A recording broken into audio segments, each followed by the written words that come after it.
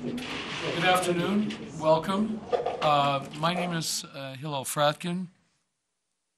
I'm the director here at the Hudson Institute, the Center on Islam, Democracy, and the Future of the Muslim World, which publishes a journal on Islamism called Current Trends in Islamist Ideology, and which I co-edit with my colleagues, Ambassador Hussein Haqqani and Eric Brown. It's my pleasure to host today's event. Its subject is a wonderful new book by my guest, Lela Gilbert. And here it is.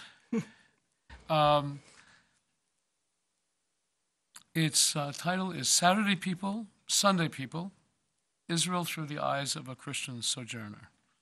And Ms. Gilbert is here to discuss her book with us. Before introducing and turning to Lela's book itself, let me say a few words by way of introduction about Lela herself. Lela has had a very impressive and varied career, much of it concerned with the arts, including music. She has been a songwriter and worked extensively with musical groups, including an African children's chorus based in Uganda and composed of Ugandan and Kenyan orphans. I may add that she has passed on her artistic gifts to her two sons, Colin and Dylan. Colin is a gifted photographer, and his photographs are featured on the cover of this book. Dylan is a gifted songwriter and musician. As her work in Africa may suggest, she has also been an extensive traveler, of course in Africa, South and East Asia, Europe, and of course the Middle East. By far the largest part of her work has been as an author, both acknowledged and, if I may put it this way, as a quiet partner. She has, in either way, more than 60 books to her credit, and these cover a number of genres: poetry, fiction, both adult and children's. She's the author of an adult romantic trilogy, if I recall correctly, and a children's series called Tales of the King. But a lot of her work has been nonfiction, and that too has covered a variety of subjects. Some of her nonfiction has dealt with the issue of single motherhood, but a good deal has dealt somehow or other with the issue of religion in human life, in politics, and in social life. This has included a book on the difficulty journalists frequently have in properly understanding religion as a motive in events. And the book itself is called Blind Spot. It was done together with Roberta Amundsen and my colleague who is here today, Paul Marshall. It was published by Oxford Press and won several literary prizes. It has also included work on a book entitled A Table in the Presence, which was written by Lieutenant Commander Carrie Cash, which concerned his experience as a chaplain in combat in Iraq. Another portion of her work, also within the general area of religion, has focused on the fate of Christians around the world, and in particular their travails in recent years. This included the award-winning Their Blood Cries Out, also co-authored with Paul Marshall, and the award-winning biography Baroness Cox, Eyewitness to a Broken World. Baroness Cox is a distinguished member of the House of Lords, famous as a campaigner for human rights and for Christian rights.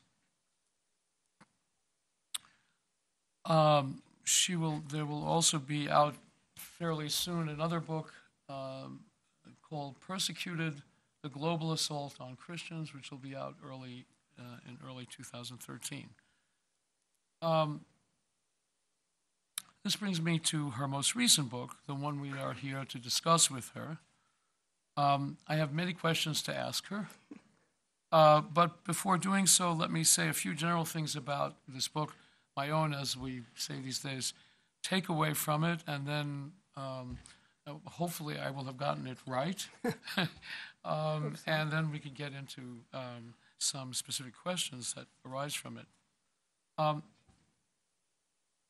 This book is, first, as its subtitle indicates, a book about Israel, as seen through the eyes of a Christian sojourner, whose sojourn is now 6 years and counting.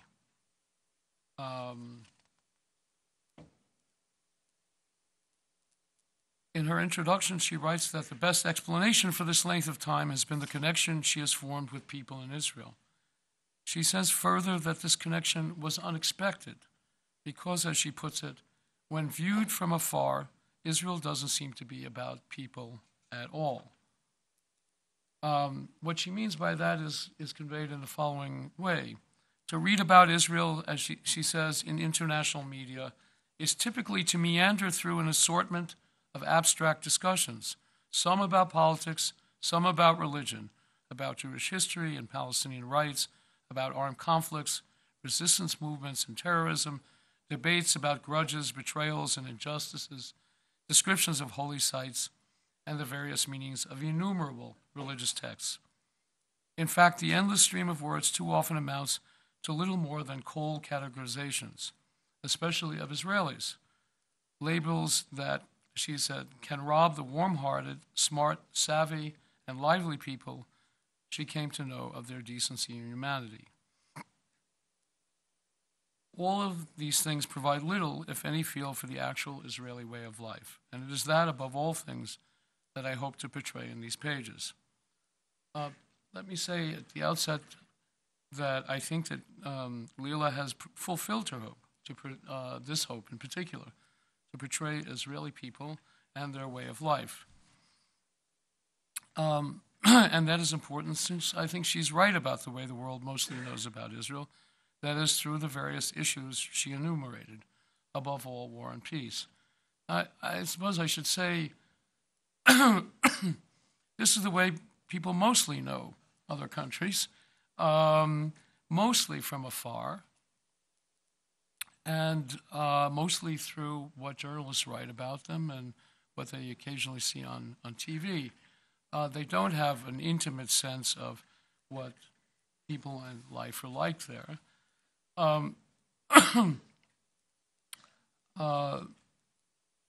So the question would be, what's different in a way about Israel? And I think there is a difference, and the difference is because Israel is so much in the news, so frequently in the news, and so much in terms of these issues, that people, I think, come to think they do really know this place, and they know certain particular things about it, when in fact they have very little sense of the actual place and what goes on there. And that is, first and foremost, what this book says it was its ambition, and an ambition that's been fulfilled.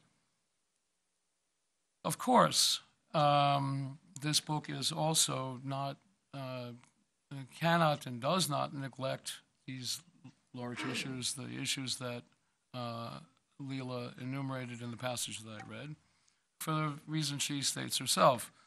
It is inevitable that Israel's people and their way of life are greatly affected by politics and conflict, and one can't help but talk about that. And also, it is part of what the people she has come to know are formed by. As it turned out, during her 6 years, the 6 years she's been in Israel, a period coincides with 3 wars. The Lebanon War of 2006, a war during which she arrived in Israel and remarkably enough stayed. The Gaza War of 2009, and most recently, the Gaza War of November 2012. And among the things we want to talk about is what your own experiences of war are like. I suppose are rather different than the experiences of a lifetime spent most